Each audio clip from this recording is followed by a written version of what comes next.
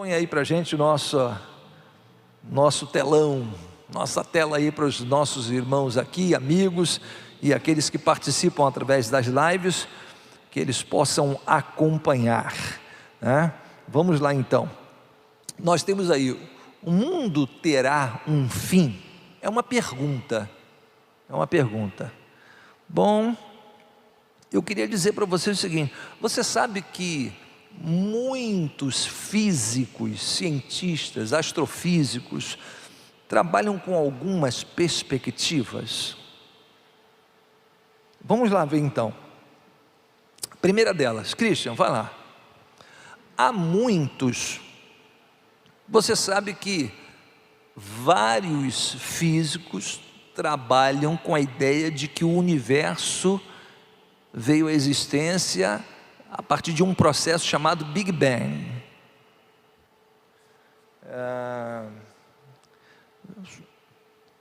Houve uma grande expansão, enfim, tudo isso. A expansão é dita pela Bíblia, a origem do universo é dita pela Bíblia. Nós já vimos a questão do Big Bang. Há muitas questões que são válidas, ela explica, a teoria explica determinados fenômenos, mas muitos outros, muito importantes, não explica. Por isso há um debate na comunidade científica sobre o Big Bang. Mas isso foi, alguns pensam sobre a origem. Mas há muitos físicos que trabalham com a ideia do Big Rip, né? Que o grande rasgo, porque sabemos que o universo está em expansão e aumentando de velocidade a sua expansão. Calcula-se que aproximadamente daqui a 22 bilhões de anos os elementos vão estar tão distantes um do outro que é como se fosse rasgasse o tecido do tempo, e vai haver uma desagregação molecular. Então eles trabalham, alguns, com essa ideia. Mas olha, daqui a 22,8 bilhões de anos, entendeu? Não dá para se preocupar com isso agora, né, Nélio? Tem muita coisa para fazer até lá. Mas há um segundo grupo de físicos que trabalha aí com uma segunda teoria, uma segunda hipótese, né? Na verdade, o The Big Crunch. Vamos lá, Christian. Isso. Eles consideram o seguinte, que assim como o universo ele está expandindo, vai chegar um momento que ele vai colapsar sobre si mesmo. Então, daí crunch, vai ser esmagado, como se todo o universo caísse num buraco negro e fosse novamente condensado a uma partícula. Todo o universo, toda a matéria e energia vai ficar do tamanho de bom, sei lá o que.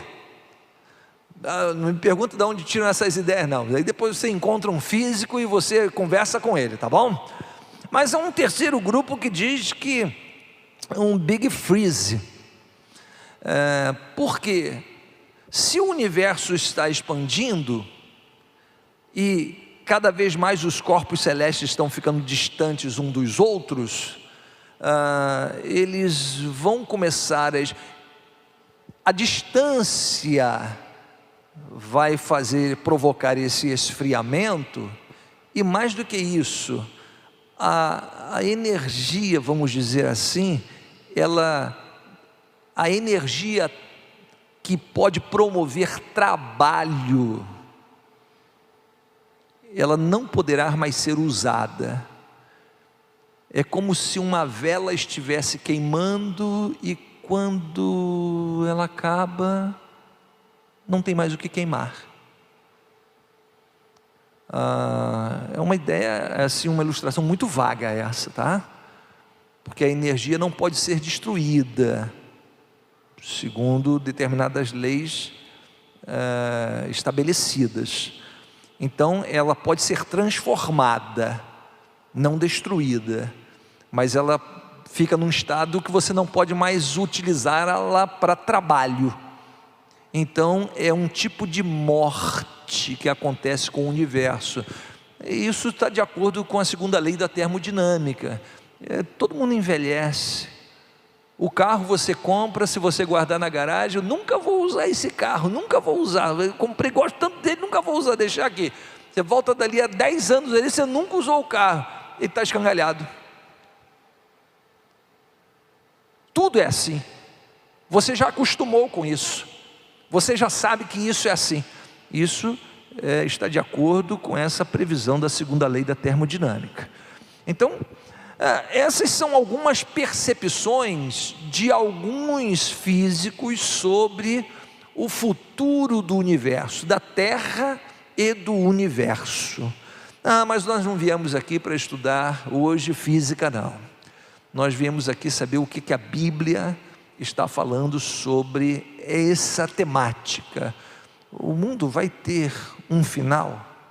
Eu vou ler 2 textos bíblicos para que a gente possa se posicionar aí em primeiro lugar. Christian, vamos lá, próximo texto.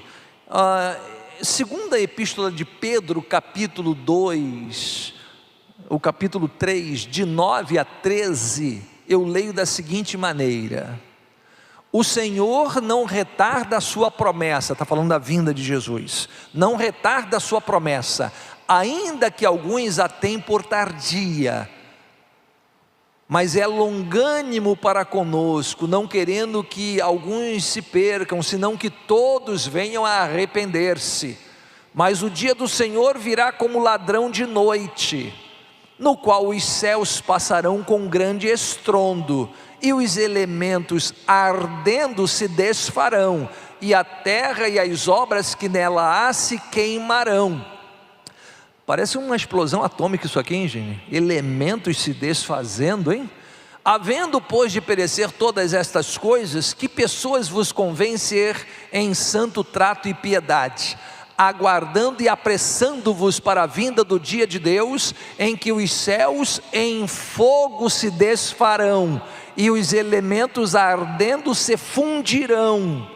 Mas nós, segundo a sua promessa, aguardamos novos céus e nova terra, em que habita a justiça. Então, o apóstolo Pedro, num dos seus escritos, eu estou falando de 2000 anos atrás, ele está dizendo que o mundo, o nosso sistema, o nosso planeta e o universo, ele está com os dias contados. Aquelas 3 primeiras opiniões são de físicos do século 21, de gente que estudou para chuta, né? Eu estou falando de um homem pescador de 2000 anos atrás. Ele está dizendo que o universo vai ter um fim, este sistema vai ter um fim. Ele já disse isso há 2000 anos atrás, ok? Muito bem. Quero ler um segundo texto para você. Vamos lá, Apocalipse 21, de 1 a 5. E vi um novo céu e uma nova terra. Engraçado, a mesma linguagem de Pedro. Esse aqui é João que está escrevendo. A mesma linguagem de Pedro: novo céu e nova terra. O que mais? Porque já o primeiro céu e a primeira terra passaram, e o mar já não existe. Irmãos, o bom é que no céu não vai ter praia, então ninguém vai faltar o culto para ir à praia. Não vão ter problema também de fio dental, né? de sunga, de biquíni, nada disso, né? Um problemão vai ser resolvido, né? Vai ser resolvido um problemão. Não tem praia, né? Mas vai ter um rio da água da vida, não é isso que diz lá, irmãos? Então, muito bem, vamos lá. E eu, João, vi a santa cidade, a nova Jerusalém, que de Deus descia do céu, adereçada como uma esposa ataviada para o seu marido. E ouvi uma grande voz do céu que dizia: eis aqui o tabernáculo de Deus com os homens, pois com eles habitará, e eles serão o seu povo, e o mesmo Deus estará com eles, e será o seu Deus. e Deus limpará dos seus olhos toda lágrima, não haverá mais morte, nem pranto, nem clamor, nem dor, porque já as primeiras coisas são passadas. E o que estava sentado sobre o trono disse: eis que faço novas todas as coisas. E disse-me: escreve, porque estas palavras são verdadeiras e fiéis. Gente, eu peguei só 2 textos da Bíblia para dizer para vocês o seguinte: numa perspectiva bíblica, vários apóstolos e escritores da Bíblia estão dizendo em que este mundo vai ter um final, e isso coincide com o juízo final, coincide com a vinda de Jesus, coincide com vários acontecimentos bíblicos.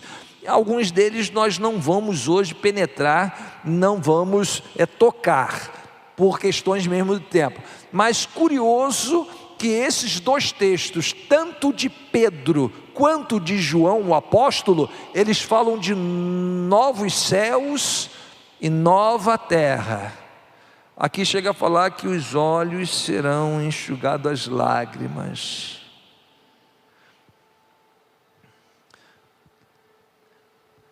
O choro é a experiência de todo ser humano. Tem gente que chora com mais facilidade, é verdade. Chora à toa, como a gente diz, chorão, né? Enfim, tem gente que chora com facilidade, tem gente que chora menos. Mas não o choro que eu estou falando, a lágrima não, eu estou falando, o sofrimento é uma experiência de todos nós. E a Bíblia diz que Deus enxugará dos nossos olhos toda lágrima. Um novo local, um novo mundo, um novo lugar, onde quer que seja, pessoas estarão com Deus. Mas a Bíblia diz também de um lugar que pessoas estarão sem Deus, porque escolheram viver sem Deus. Agora, o curioso é que a Bíblia, além de afirmar que o mundo terá um fim, este mundo terá um fim, não apenas diz isso de forma vaga, ela fala que esse momento, esse fim está chegando, e ela apresenta várias sinalizações, alertas, profecias, para que nós, seres humanos, tendo o jornal em uma mão e a Bíblia na outra, a gente possa identificar o momento que a gente está vivendo. E eu queria destacar algumas ideias agora com vocês aqui, e na verdade 4 ideias, e eu queria dizer para você o seguinte: eu queria pintar 4 retratos aqui para vocês. O primeiro retrato, que indicará quando esse fim chegará, de acordo com a Bíblia, eu quero chamar de o retrato da humanidade. Christian, vamos em frente um pouco. Deve estar meio pequeno, mas eu vou ler para você aqui. Um retrato da humanidade. O fim estará bem próximo quando a humanidade se parecer com aquilo ali que nós vamos ler agora. Estou falando de humanidade, ser humano, ok? Vamos lá, vamos ver o retrato de como a humanidade vai estar. 2 Timóteo 3:1-5. Sabe, porém, isto, que nos últimos dias sobrevirão tempos trabalhosos, porque haverá homens amantes de si mesmos, avarentos, presunçosos, soberbos, blasfemos, desobedientes a pais e mães, ingratos, profanos, sem afeto natural, irreconciliáveis, caluniadores, incontinentes, cruéis, sem amor para com os bons, traidores, obstinados, orgulhosos, mais amigos dos deleites do que amigos de Deus, tendo a aparência de piedade, mas negando a eficácia dela. Destes, afasta-te. Se você encontrar gente assim, no máximo dê bom dia e boa tarde. É isso que a Bíblia está dizendo.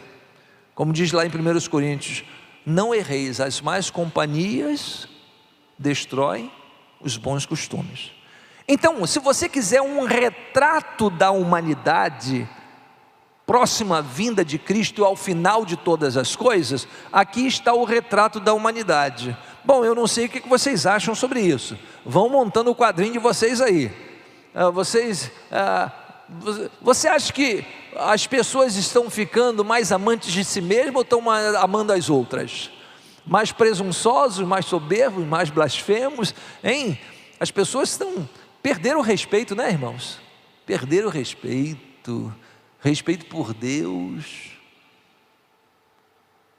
ofendem Deus, xingam Deus, numa boa. Nós estamos vivendo uma sociedade sem travas, é isso aí, ok? Então, agora, engraçado isso aqui é o seguinte, essa última parte, tendo aparência de piedade, né? Parecendo bondoso. Você já viu gente que faz um discursozinho bonitinho, bondoso, em nome dos oprimidos, dos pobres, das minorias, e não sei o que, dos desvalidos, mas o sujeito é um trapalhão. Você conhece gente assim? Já viu muitas por aí, né? Não precisa dizer nomes não, né? Vamos lá, tendo aparência de piedade, parece que está preocupado, parece, não está não, preocupação é outra. Esse é um retrato da humanidade. Agora eu quero tirar um retrato das sociedades, dos grupos sociais. Eu estou falando do ser humano. Em primeiro lugar eu falei do retrato do ser humano. Agora eu vou falar um retrato da sociedade, dos grupos sociais. Vamos lá, Christian, coloca aí para a gente, Mateus 24, 6 e 8. Como é que essas sociedades vão viver próximo ao tempo do fim? E ouvireis de guerras, de rumores de guerras. Olhai, não vos assusteis, porque é necessário que tudo isso aconteça, mas ainda não é o fim. Porquanto se levantará nação contra nação, reino contra reino, e haverá fomes, pestes e terremotos em vários lugares, mas todas essas coisas são o princípio das dores. E vocês já ouviram aí que já apareceu aí uma segunda cepa do Covid-19? E talvez a terceira também, já houve mutação, já estão falando em lockdown agora até 2022. Gente, eu não sei onde vai dar esse negócio não, hein? Eu não sei onde vai dar esse negócio não, hein? Presta atenção, isso não vai dar certo. Vai dar problema, essa conta não vai fechar, hein? Presta atenção. O retrato da sociedade, uma sociedade em crise, uma sociedade que fala de guerra, uma sociedade que se degradia, uma sociedade atacada por fomes, pelos sistemas, por pestes, por terremotos em vários lugares, e chama isso ainda de princípio das dores, porque mais à frente tem mais coisas, e aí vai conduzir para o fim. Então, eu quero dizer para você o seguinte, se você quiser um retrato da humanidade, eu já li para você, esse aqui é um retrato das sociedades, como é que elas vão ver? E é curioso que Jesus disse guerra, rumores de guerra, isso, mas ele disse assim, não vos assusteis. Se Jesus não queria assustar a mim e a você, o que ele queria então com isso aqui? Se não é para assustar. Seguinte, para que quando essas coisas acontecessem, olha a importância da Bíblia ter feito essas profecias, a gente tem a certeza de que a história ainda está nas mãos de Deus. Ele já viu que ia acontecer, disse: vai acontecer isso, isso, isso e isso. Quando essas coisas acontecerem, não é para vocês ficarem assustados, é para vocês ficarem preparados, prevenidos, atentos. É para isso. Vamos dizer que a Bíblia não dissesse nada disso aqui, e tudo isso começasse a acontecer: guerras, fomes, perseguições das mais variadas, que estão abaixo desse texto aqui que eu não li. O que você ia dizer? Deus nem existe, ou Deus se esqueceu do mundo. É ou não é? É o risco que se... Tendo já avisado, já pessoas ficam desanimadas, arriam às vezes à cruz. Imagine você se não tivesse avisado. O fato de avisar, de fato, não foi para assustar, foi para alertar e dizer: mesmo quando isso estiver acontecendo, não desanimem, não tem nada fora de controle, essas coisas precisarão, é necessário, é mistério, é necessário que elas aconteçam. Okay? Então esse é o retrato da sociedade, ou das sociedades. Vamos ver um outro retrato agora? Eu queria tirar um retrato da moralidade. Como é que vai ser a moral no tempo do fim? Então nós vimos o retrato da humanidade, o retrato das sociedades. Agora vamos ver um retrato da moralidade. Como é que vai ser? Como serão os valores morais? Então vamos lá. E como aconteceu nos dias de Noé, Jesus está falando da sua vinda, assim será também nos dias do Filho do Homem. Comiam, bebiam, casavam, davam-se em casamento, até o dia em que Noé entrou na arca e veio o dilúvio, e os consumiu a todos. Mateus diz ainda, acrescenta assim: e não o perceberam quando Noé entrou na arca. E aí veio o dilúvio e levou a todos. Como também da mesma maneira aconteceu nos dias de Ló. Comiam, bebiam, compravam, vendiam, plantavam, edificavam. Mas no dia em que Ló saiu de Sodoma, choveu fogo e enxofre e consumiu a todos. Assim será também no dia em que o Filho do Homem há de se manifestar. Gente, tem algum problema com comer, beber, comprar, vender, plantar? Bom, depende do que você está comendo, do que está bebendo, né? Pode ter problema assim, né? Não tem problema nenhum. Se você vai falando em beber água, né? Não tem problema, né? Mas comiam, bebiam, vendiam, plantavam, edificavam. Tem problema nisso, irmãos? Qual é a questão aqui? A questão é a seguinte: quando o mundo estiver tão ocupado, tão corrido, tão atarefado, que não sobre tempo para pensar em Deus, é disso que está se tratando. Você tem tempo para casar, você tem tempo para comprar, você tem tempo para beber, você tem tempo para vender, você tem tempo para edificar, você tem tempo para viajar, para planejar, você tem tempo para realizar sonhos, mas não tem tempo para Deus. Bom, é disso que o texto está falando. Mas quando eu falo de Sodoma e Gomorra, e quando eu falo de mundo pré-diluviano, você tem que entender o que está por trás disso aí.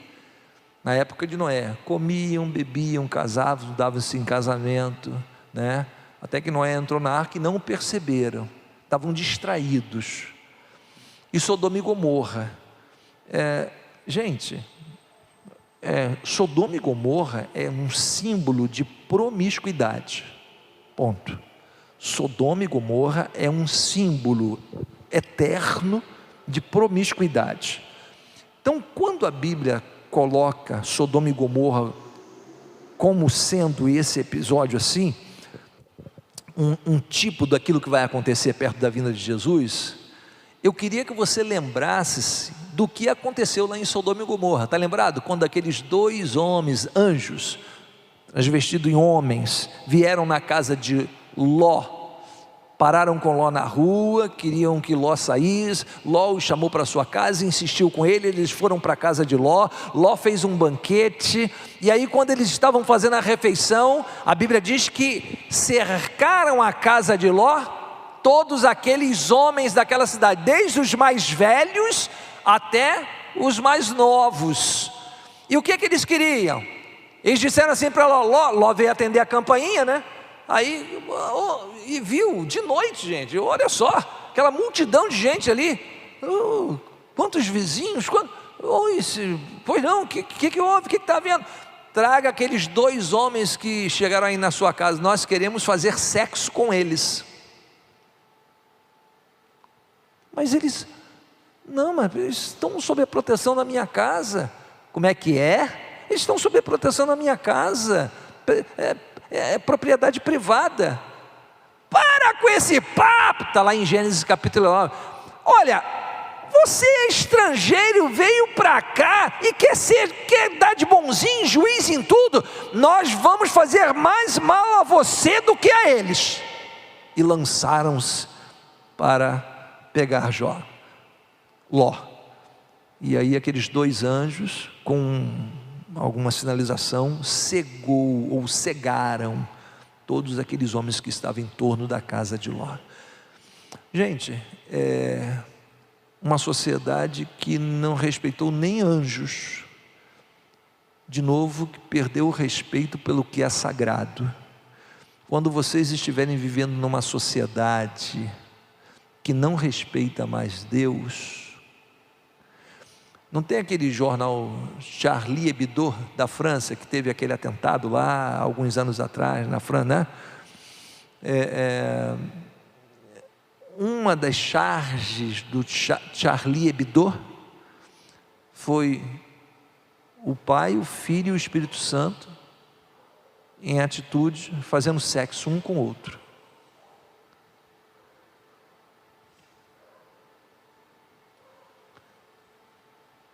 Você ainda encontra essas charges por aí. Quando o ser humano fica debochado e perde o respeito pelo sagrado, nós estamos então em tempos de uma moralidade tal qual de Sodoma e Gomorra e do período pré-diluviano. O período pré-diluviano é caracterizado por quê? Altíssima violência, vê lá em Gênesis capítulo 6. 2 são os motivos da destruição. A violência cresceu assustadoramente no mundo pré-diluviano e a corrupção.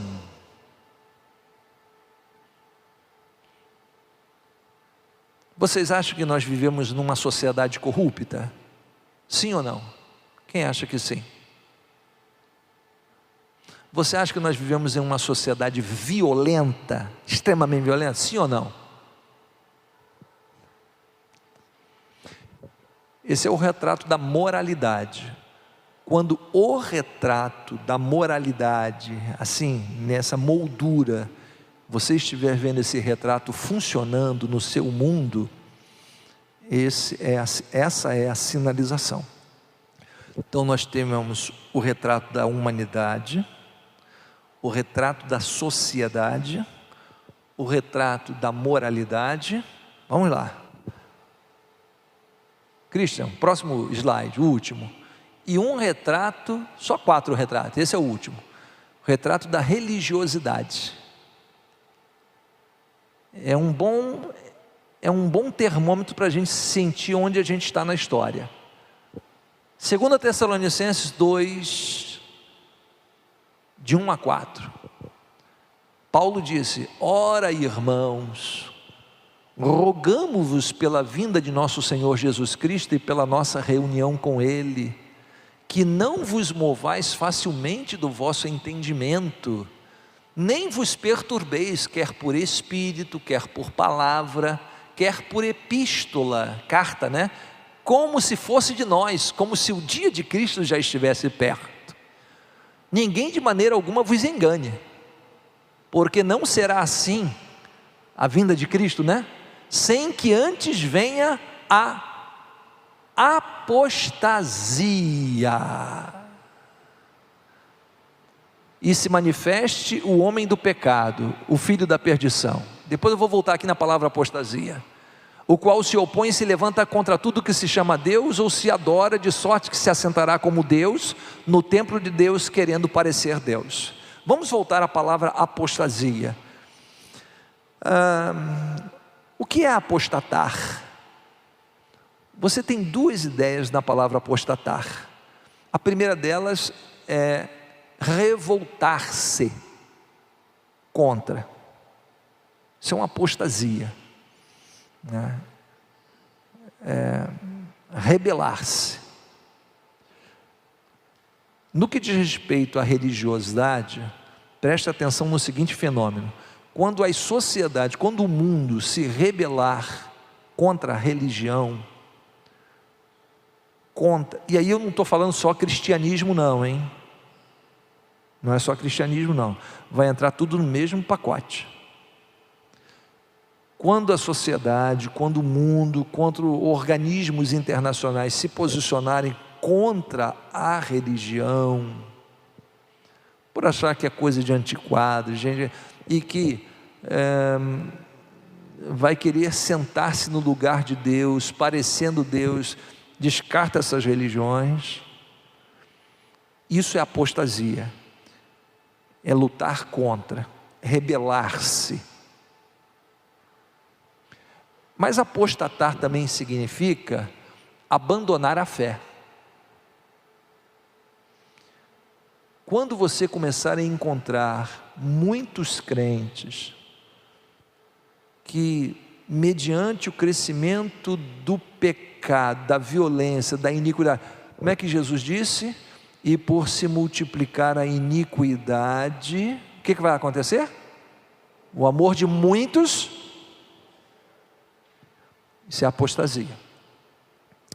Lucas capítulo 18, Jesus disse: porventura quando o Filho do Homem voltar à terra, encontrará fé?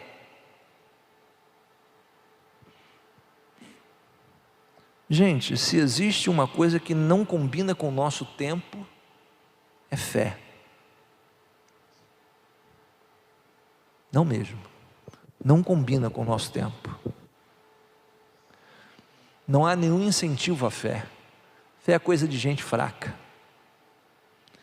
Ciência, ciência, ciência, ciência. Por isso que o apóstolo Paulo diz lá em 1 Timóteo capítulo 6, cuidado com as falsas ideias e da falsamente chamada ciência. Paulo falando há 2000 anos atrás, cuidado com a falsamente chamada ciência. Porque a ciência, o conhecimento é de Deus. Porque se ciência é verdade e a revelação de Deus é verdade, elas sempre vão combinar. Quando você tem uma interpretação mal feita na Bíblia, ou uma ciência mal produzida em laboratório, aí você tem contradições. Por isso que querem dizer uma porção de a fé é contrária à religião, à ciência, a ciência combate contra a fé. Não tem nada disso. Fé não tem nenhum problema com ciência. Ciência bem estabelecida não tem nenhum problema com a fé. bem embasada nas Escrituras. Não tem. Nem ciência das origens, nem ciência de nada. De nada. Então, gente, nós temos aqui 4 retratos. Um retrato da humanidade, um retrato das sociedades. Nós temos um retrato da moralidade e um retrato da religiosidade. Mas antes de terminar, deixa eu dizer para você o seguinte. O que para mim é curioso é o seguinte.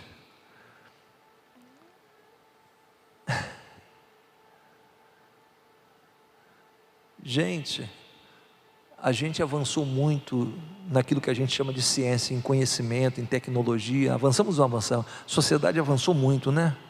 Avançou muito, muito mesmo, muito mesmo, muito mesmo. Coisa assustadora.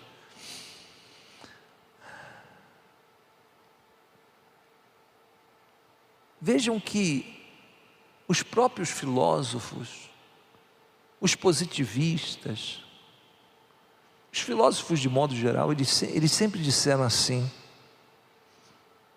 a ciência vai enxugar as lágrimas da sociedade. Isso foi dito lá no início do século XX, por um filósofo. As lágrimas só estão aumentando. Seria muito natural, no mundo que apregoa e que tem uma veneração, pelo menos no discurso, ao processo de educação, seria muito natural que quanto mais escolas nós tivéssemos menos conflitos entre seres humanos, porque agora nós somos mais educados, mais civilizados. Não é isso, gente? Seria natural isso, que as nações brigassem menos, porque agora ela vai respeitar o direito do outro. Não é isso, gente? Por que não acontece? Se a gente tem mais escolas, mais universidades, está todo mundo estudando, gente. Por que o mundo não melhora? É porque o ser humano está involuindo. Há quem diga que está evoluindo. Duvido.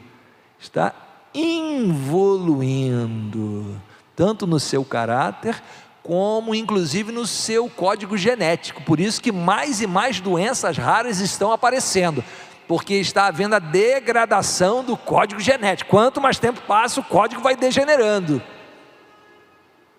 E novas doenças raras, já são mais de 8.300 doenças raras no mundo. Doença rara é aquela que em cada 100.000 pessoas afeta até 65. Quando está nessa proporção, isso é considerado uma doença rara. 65 pessoas em cada grupo de 100.000 habitantes. Isso é caracterizado uma doença rara. Por que está crescendo? Ou estão crescendo as doenças raras? O código genético está degenerando. O ser humano está evoluindo, tanto na sua moral, quanto no seu código genético, as suas estruturas, os seus valores. O mundo não está melhorando. E aí eu vou voltar para terminar naquele ponto que eu estou insistindo aqui há várias semanas com você.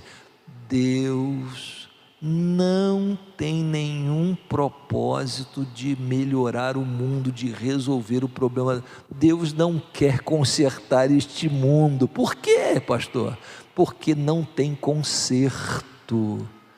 Uma vez o pecado tendo entrado na experiência humana, não é uma questão de tempo. É uma questão de tempo. Mas como Deus ama o mundo de tal maneira, o que a Bíblia diz que Ele fez? Deu o seu Filho unigênito, para que todo aquele que nele crê, não pereça, mas tenha a vida eterna. Irmão Christian, você pode voltar para mim, por favor, no quinto slide, eu queria fechar com esse texto de novo, de 1 Pedro capítulo 3, que diz assim, olha lá, o Senhor não retarda a sua promessa, a promessa da vinda, ainda que alguns a tenham por tardia, consideram que está demorando, mas é que Ele é longânimo, paciente para conosco, não querendo que nenhum de nós se perca, mas que todos venham a arrepender-se. Deus só tem solução para o ser humano, Deus não tem solução para o mundo. Jesus disse isso, o Filho do Homem veio buscar e salvar os que se haviam perdido, não veio consertar o mundo, senão ele podia se candidatar a presidente, ou imperador, qualquer coisa, né? Não tem jeito, o mundo não tem jeito. Mas o que a gente vai fazer então? Deixa o barco? Não, a gente procura fazer as coisas certas, continuar insistindo para diminuir os efeitos do diminuir. Mas como disse o apóstolo, uma terra em que há justiça, é para lá que nós vamos. Olha lá, o último versículo, mas nós, segundo a sua promessa, aguardamos novos céus e nova terra, em que habita a justiça. Aqui não tem jeito, aqui a gente luta, hein? Mas você acha que tem justiça aqui? Hein, gente? Vocês estão vendo o que está acontecendo no Brasil aí? Está vendo? Determinados inquéritos que estão acontecendo aí? E isso é no mundo todo. O que está acontecendo? É aquilo que os apóstolos falaram há 2000 anos atrás. Eles nos mostraram o retrato de como a humanidade estará, como as sociedades estarão, como a moralidade estará e como a religiosidade estará. Problema da religião. Agora, diante dessas perspectivas bíblicas que você teve, você faça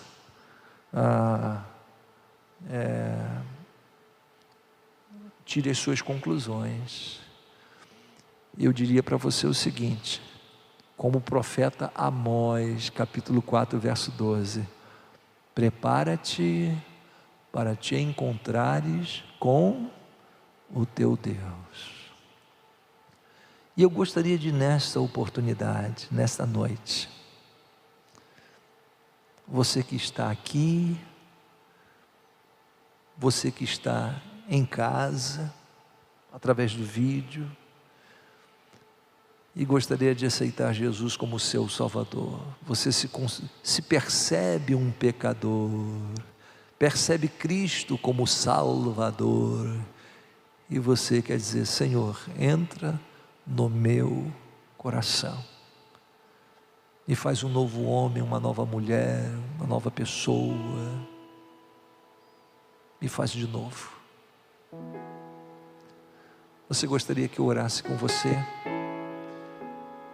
Pastor, eu quero aceitar Jesus como meu Salvador.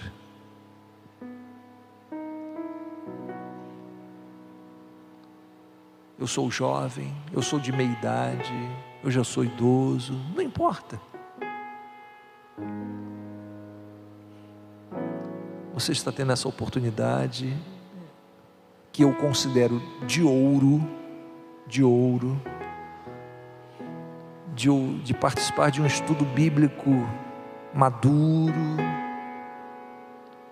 com bastante seriedade, substância, e talvez o Espírito de Deus esteja batendo a porta do seu coração e chamando você, moço, moça, senhor, senhora, para entregar sua vida a Jesus.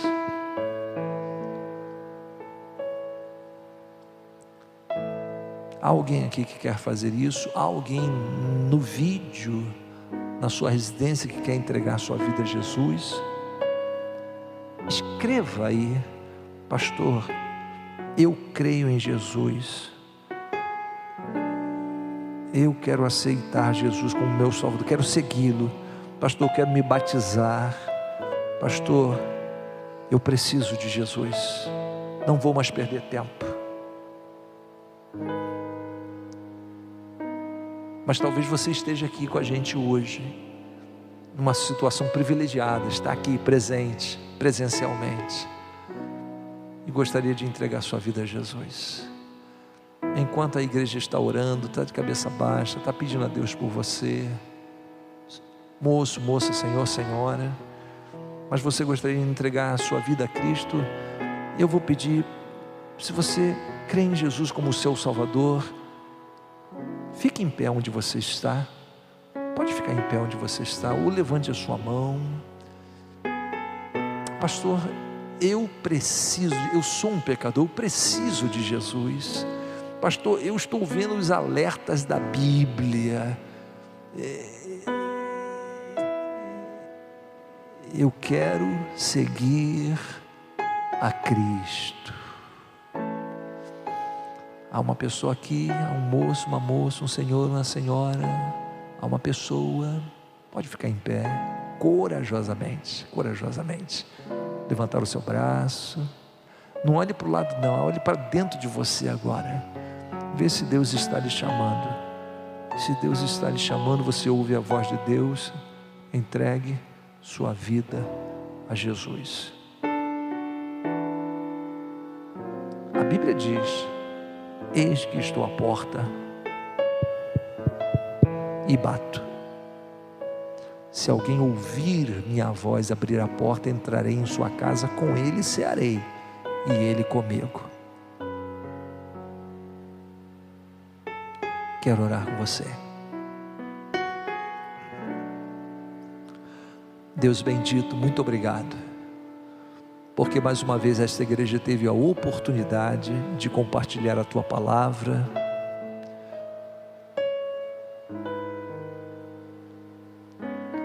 de forma presencial e de forma à distância.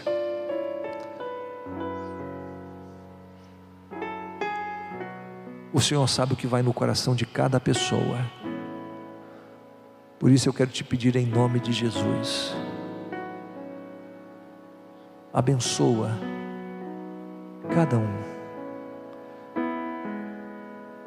para que seja corajoso, corajosa, em dizer sim para Jesus e segui-lo como Salvador. Obrigado pela Tua palavra, obrigado mesmo, porque mesmo quando pecamos, nos amaste e nos enviaste Jesus para nos salvar. E obrigado porque nos dás tantos sinais da Tua vinda, Senhor. Desperta a Tua igreja, desperta o Teu povo, cada um de nós, os crentes. Não nos deixes apáticos, Senhor, mas aviva a nossa fé, o nosso amor e esperança em Cristo. Nós agradecemos-te, Senhor, nós te louvamos, no nome bendito e eterno de Jesus, o nosso Salvador. Amém.